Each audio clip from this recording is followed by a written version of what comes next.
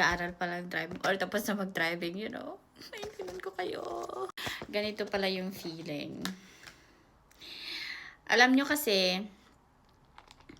ba yung binayad ko sa Pilipinas na 10 hours is binayad ko lang dito ng para sa 2 hours.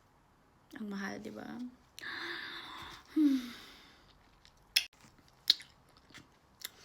Sobrang nasasayangan ako as in. Yeah, tapos nakaka-frustrate kasi syempre kailangan mo galingan, kailangan mong makuha agad. Ganun yung frustration ko. Kailangan ko makuha agad. Kasi mahal-mahal naman.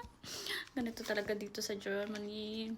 Sobrang mahal kasi ang problema dito, hindi lang kailangan mo talaga mag-driving school, kailangan talaga pag-aralan mo, kasi hindi dito, guys, sa Pilipinas na pwede kang turuan ng kapamilya mo lang, yung gano'n. Tapos pupunta ka sa sa LTO para mag-exam na lang, yung gano'n. Tapos kuha ka na ng driving license. Ako may driving license na ako. Basta student driving license siya. So nakuha ko yun agad after 10 hours na ako doon. Tapos dito. Though sabi naman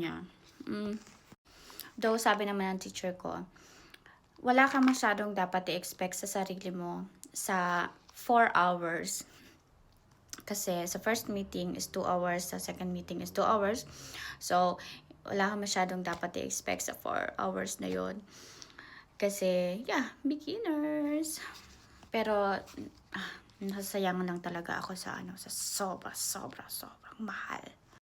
Tapos, yes. Kasi, imagine niyo na lang, 65 euro every hour.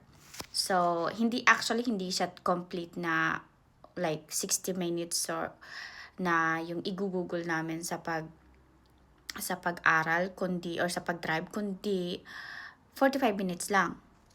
So, everything parang siya, parang may basta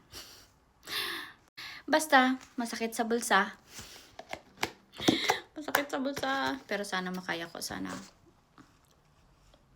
maging advanced. Char! Hindi ka rin kasi dito pwedeng like pumunta ng kung saan lang para mag-practice ba, yung ganon. Hindi ka pwede pumunta lang sa isang park plot tapos magka-park ka, mag-aaral ka mag-park, or ipag-aaralan mo yung pag-break na hindi gaganon yung teacher mo. Oh my God. Yeah. Kaya wish me luck.